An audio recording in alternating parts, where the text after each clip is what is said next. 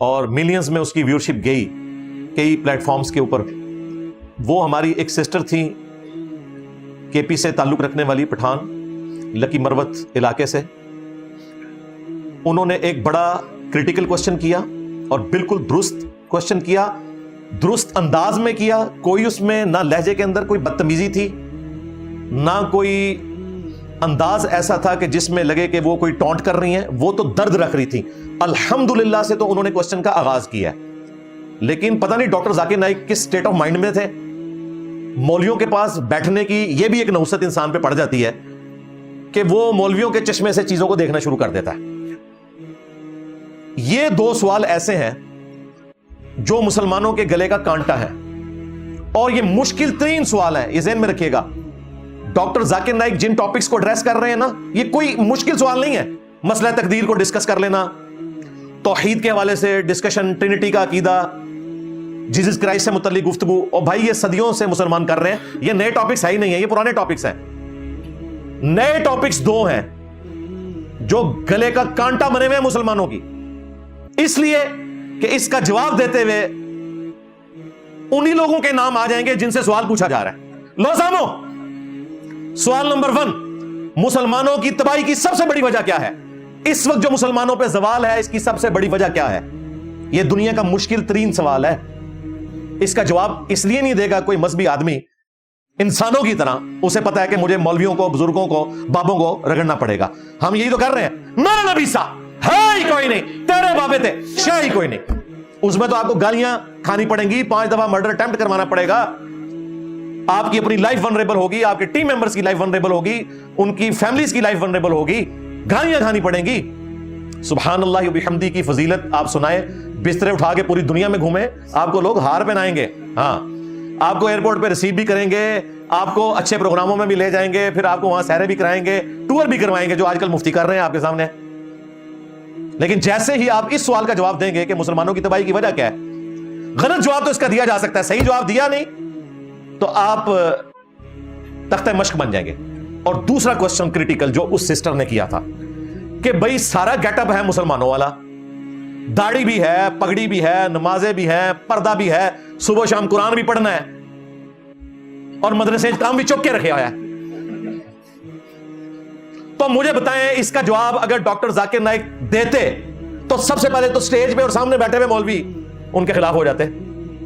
ان سے تو نہیں بگاڑ سکتے نا, کیونکہ وہ ان کے پاس میزبان بن کے آتے ہیں. اس لیے انہوں نے بڑا اچھا ڈیسیژن کیا کہ سوال کا رخ ہی بدل دیا اور اتنا ظلم کیا.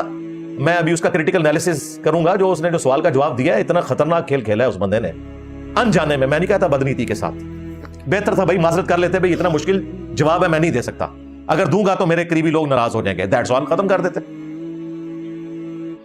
اس کی بجائے وہ اس سسٹر کے اوپر ہی چڑھائی کرنا شروع ہو گئے. ایک سوال پوچھیے بھی. Okay sir. اور شارٹ سر, تو آپ ریزن کیا بتا سکتے ہیں کہ وہاں پہ سوسائٹی کیوں کولیپس ہو رہی ہے, اینڈ ہمارے علماء ان کو کال آؤٹ کیوں نہیں کرتے, اسپیسیفکلی پیڈوفائلز کو؟ آپ نے جو سوال کیا میرے حساب سے کانٹرڈکشن ہے. آپ نے کہا میرا معاشرہ بہت اسلامک ہے اور میرے معاشرے میں پیڈوفائل ہے, دونوں میں ٹکرار ہے. کوئی بھی اسلامک ماحول میں پیڈوفائل ہو ہی نہیں سکتا. آپ کو ماننا پڑے گا آپ کے سوال میں خطا ہے, پہلے بار یا دوسرے بار, ہاں کہ نہیں؟ سمپل. میرا معاشرہ بہت اسلامک ہے, پیڈوفائل ہے. پیڈوفائل مطلب بچوں کے ساتھ زنا کرنا. اسی لیے کبھی بھی کسی پہ الزام لگانے کے پہلے 10 بار سوچو. اگر یہ آپ اللہ کے دربار میں سوال کریں گے آپ تو پھنس جائیں گے میرے بہن. آپ کو معافی مانگنا چاہیے کہ آپ کا سوال غلط ہے. سر میرا یہی سوال ہے کہ وہاں پہ یہی ریلیجن بہن جی, آپ کو پہلا قبول کرنے پڑے گا میرا سوال. اگر آپ قبول نہیں کریں گے تو میرا جواب ختم. اوکے سر, میرے سوال کی نوعیت غلط ہے. نوعیت غلط نہیں, سوال غلط ہے, آپ غلط ہے. یہ کیا ہوتا ہے, آپ میڈیا کو سن کے ریپیٹ کرتے ہیں. دونوں تو صحیح ہو ہی نہیں سکتا ہے. اگر دونوں صحیح ہے تو قرآن میں غلطی ہے, نعوذ باللہ. کدھر قرآن میں لکھے لگا بچوں لوگ کے ساتھ زنا کرو؟ تو بہت سے بار یہ میڈیا میں کام ہے, الزام لگاؤ, سوال پوچھو, کچھ بھی دو.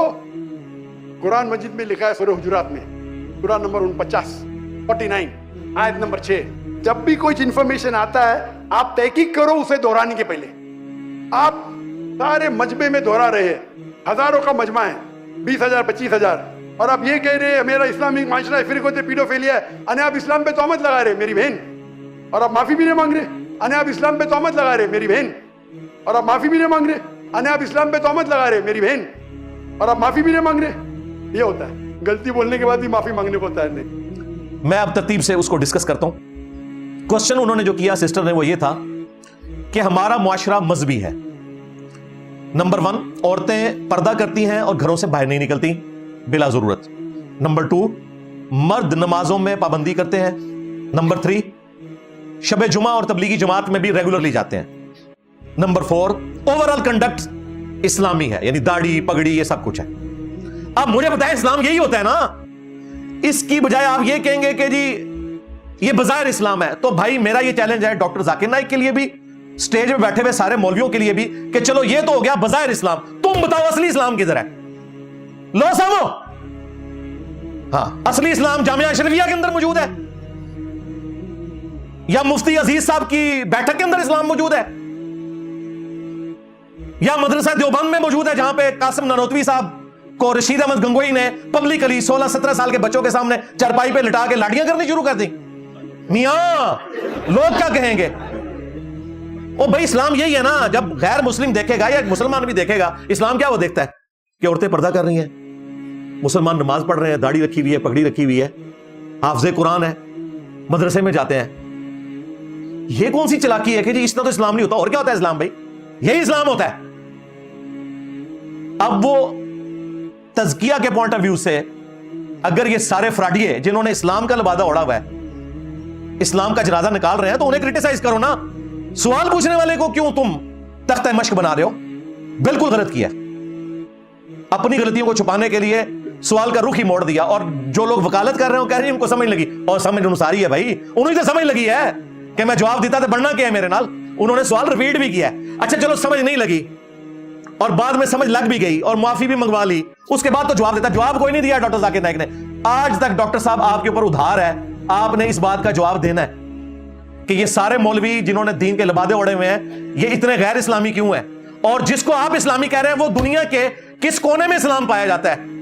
अगर अफगानिस्तान की मिसाल दोगे ना तो मैं बताऊंगा कि अफगानिस्तान के गवर्नरों की वीडियोस निकली हुई हैं अपने लड़कों के साथ मुंह काला करने की। इस वक्त के जो गवर्नर है, छोड़ दो, क्या बात करते हो? असल में ये लोग मुजरिम हैं और इनको कोई नंगा नहीं कर सकता। सीधी सी बात है। हमारी तरह कौन बेवकूफ होगा दुनियावी तौर पे कि हर बंदे से ही बिगाड़ के रखे? इन्होंने कहीं ना कहीं बना के रखी होनी है, इसीलिए तो देखे ना लोग दावतें भी करते हैं। आज जो शिया और बरेलवी कर रहे हैं ना डॉक्टर जाकिर नाइक के साथ, इससे ज्यादा करनी थी देवबंदियों और अहले हदीसों ने, अगर ये सही बात करता। फिर बादशाही मस्जिद में किसने जाके उसका लेक्चर सुनना था जब सारे फिरकों से बिगाड़ लेनी थी? हमारे स्टूडेंट्स ही बैठे होने थे, क्योंकि हमने तो कहा भाई सबको सुनो। मैंने तो शुरू में वीडियो रिकॉर्ड करवाई थी कि जहां जहां इनके प्रोग्राम है, अभी भी मैं कह रहा हूं आप अटेंड करें। मेरी तो मजबूरी है, मैं खुद भी चाहता, मैं तो सिक्योरिटी इश्यूज की वजह से नहीं निकलता, वो बात अपनी जगह। लेकिन ये मसला मिस हैंडल किया, ये क्वेश्चन का आंसर ही बड़ा मुश्किल था। ये उन्होंने चीजें हाईलाइट करके ना उस सिस्टर ने कहा कि लेकिन फिर भी हमारे माशरे में ड्रग्स का इस्तेमाल है, नशावर चीजों का। अब उनको कौन बताया कि यहां लोग तबलीगी जमात के बिस्तरों में हेरोइन स्मगल करते हैं, राइवेंट लेके जाते हैं और उसे आगे बांट देते हैं। हाँ वो हमें पता है, इसमें तबलीगी जमात का कसूर नहीं है, लेकिन तबलीगी जमात में तो ऐसे लोग मौजूद हैं। फिर उन्होंने कहा कि बदकारी भी है। नंबर 3, बच्चों के साथ जिनसी ज्यादती, ये तो आपको पता है कि खासा है उस इलाके का। ऑफिशियली उन्होंने जिस तरह लोगों ने बीवियां रखी होती है ना, इस तरह लड़के रखे हुए। और जो मौलवी मदरसों के अंदर कर रहे हैं, वो ईदी साहब के हवाले से जब मुफ्ती ज़र वली की स्टेटमेंट आई थी तो मैंने उसे इल्मी नेज़े की नोक पे लिया था। उस वक्त लोगों को बड़ा बुरा लगा, लेकिन बाद में अल्लाह ने साबित किया कि कोई नहीं बचा। मुफ्तियों की वीडियोस भी निकली और देखा है कि मुफ्ती दफा करने के लिए भी आ गए कि जी इस्लाम की बदनामी हो रही है। जिस दिन मुसलमान इस चीज से बाहर निकलेगा ना कि जी मौलवी के खिलाफ बात करने से इस्लाम की बदनामी होती है, उसी दिन इस्लाम का उरूज शुरू हो जाएगा। पहले है मौलवी बली चढ़ाने पैणगे तो हाँ, और ये काम हमारे नातवा कंधों पे नहीं, अल्लाह के वजह से मजबूत कंधों पे है। मेरे नबी सा है ही कोई नहीं, तेरे बाबे थे शाह ही कोई नहीं। तो उन्होंने कहा कि बच्चों के साथ जिनसी ज्यादती भी है, बदकारी भी है, नशे भी करते हैं, नमाजें भी पढ़ते हैं और सूदी काम और हर तरह का उल्टा काम ये करते हैं। एंड पे सिस्टर का जरा आप जुमला सुने। उन्होंने कहा कि आपकी विजडम के मुताबिक ये कन्फ्लिक्ट क्यों है कि एक तरफ ये लोग नमाजें भी पढ़ रहे हैं, पूरा कंडक्ट इनका इस्लामिक है, उसके बावजूद करतूत इनके गैर इस्लामिक है। मुझे बताएं ये कौन सा 4 ऑर्डर डिफरेंशियल इक्वेशन थी जो एक एमबीबीएस डॉक्टर को समझ नहीं आई? चलो इंजीनियर तो समझ सकता है 4 ऑर्डर डिफरेंशियल इक्वेशन को, उसकी मैथमेटिक्स की फील्ड है। डॉक्टर कह सकता है मुझे समझ नहीं आई, तो एक सिंपल बात थी, उसने यही तो पूछा था। वो तो मान रही है कि कंडक्ट इस्लामिक है, करतूत गैर इस्लामिक है, तो आपकी अकल के मुताबिक इसके पीछे रीजन क्या है? उसने एतराज नहीं किया डॉक्टर जाकिर नाइक के ऊपर या किसी मौलवी के ऊपर, उसने जनरल बात किया। उसने पूरी गुफ्तगू में कोई मौलवी का, किसी मदरसे का जिक्र नहीं किया, ओवरऑल कंडक्ट की बात की। इसका जवाब यह होना चाहिए था कि आपने सिस्टर जो क्वेश्चन किया है ये दुनिया का मुश्किल तरीन सवाल है, लेकिन मेरे हालात व वाक़यात इजाजत नहीं देते कि मैं इस स्टेज पे उलमा इकराम और उनकी कट्टर पब्लिक की मौजूदगी में कोई सच्ची बात कर सकूं। आप इंजीनियर साहब से राब्ता करें। हाँ, मैं नबी सा है ही कोई नहीं, तेरे बाबे थे शाही कोई नहीं, तेरे मौलवी थे शाही कोई नहीं, तेरे टोमी थे शाही कोई नहीं। मैं जोश नाल नहीं क्या? हाँ, मैं शुगल हस्ते